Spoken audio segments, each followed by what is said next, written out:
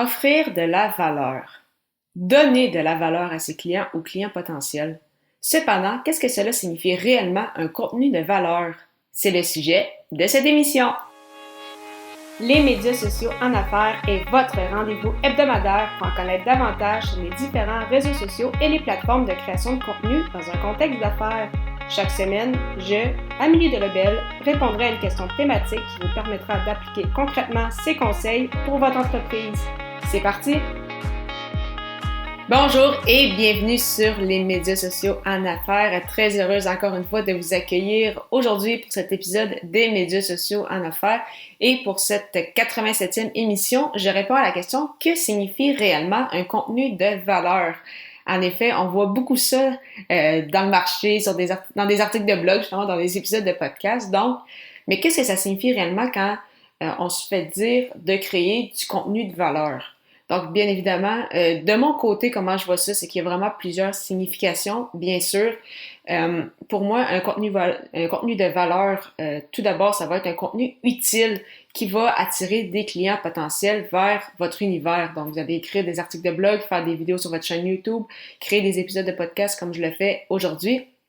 Et cela va vous amener en fait des gens de votre audience cible, des clients potentiels, des gens qui sont intéressés par ce que vous faites, votre expertise. Donc, ce sont des contenus en fait que vous allez créer et où votre persona en fait va en retirer quelque chose. Donc, c'est du contenu utile, soit que ça va peut-être leur rappeler certains éléments qu'ils avaient oubliés, ça va peut-être leur faire voir quelque chose d'une autre façon, ou ça va peut-être justement les permettre en fait de se rattacher à vous, donc avec du contenu peut-être un peu plus émotionnel, et ça va également justement leur permettre peut-être de commencer à se mettre en action ou de réfléchir pour justement passer par la suite à la prochaine étape. Donc vraiment, ça a différentes façons. Donc qu'est-ce qu'on veut donner à ce mot valeur, mais vraiment concrètement, c'est que ça va aider votre persona sous un ou plusieurs angles.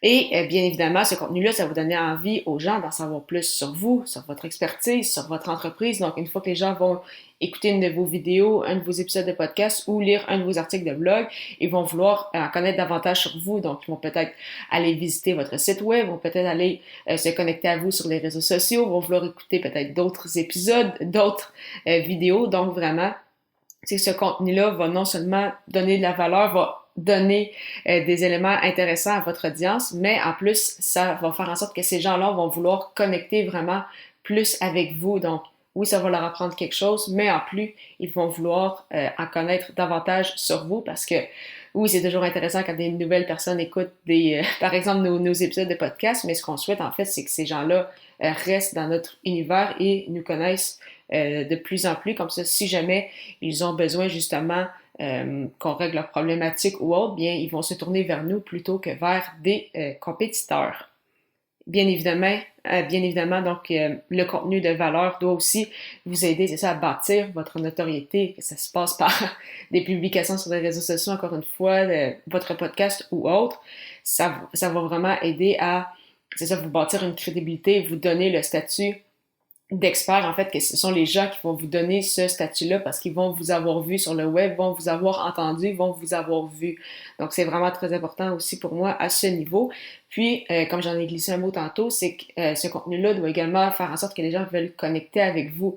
C'est pourquoi, particulièrement, j'aime beaucoup le podcast, puisqu'on sait que le podcast est un médium très intime. Les gens nous écoutent dans nos oreilles, nous écoutent lors de leur vie quotidienne, en fait, que ce soit en faisant le ménage, que ce soit en faisant manger, que ce soit au gym, que ce soit en voiture, que ce soit en travaillant. Donc, vraiment, ça crée ce sentiment, cette connexion-là avec une audience qu'on a peut-être un peu moins avec les autres façons de créer du contenu.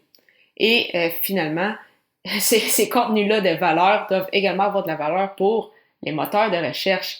Donc, oui, bien sûr, vous souhaitez aider les gens, mais pour aider les gens, il faut pour cela les rejoindre. Et si ceux-ci ne vous suivent pas encore, ces gens-là ont plus de chances de vous trouver si vous êtes bien référé sur les moteurs de recherche.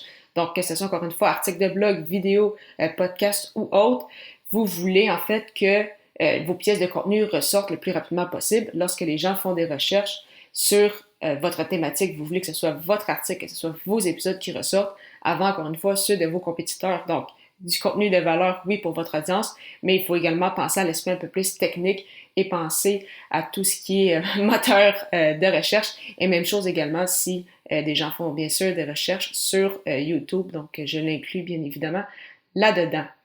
Alors, que signifie réellement créer un contenu de valeur? C'est un contenu qui va être utile, qui va amener des clients potentiels vers votre univers. Les gens vont vouloir envie d'en savoir plus sur vous, sur votre expertise, sur votre entreprise. Ils vont se connecter à vous de différentes façons. Ce contenu-là qui va également vous aider à bâtir votre notoriété, à créer votre cercle de contact. Et en créant ces contenus-là de valeur, il faut également penser à l'aspect plus technique au niveau des moteurs de recherche pour ressortir lorsque les gens font des recherches, bien évidemment, sur les thématiques que vous abordez. Justement, vous aimeriez être en mesure d'offrir également du contenu de valeur à votre audience, mais vous ne savez pas comment vous y prendre. Simplement prendre rendez-vous avec moi pour une consultation gratuite d'une quinzaine de minutes au amidelvel.com/consultation et nous discuterons de cela ensemble.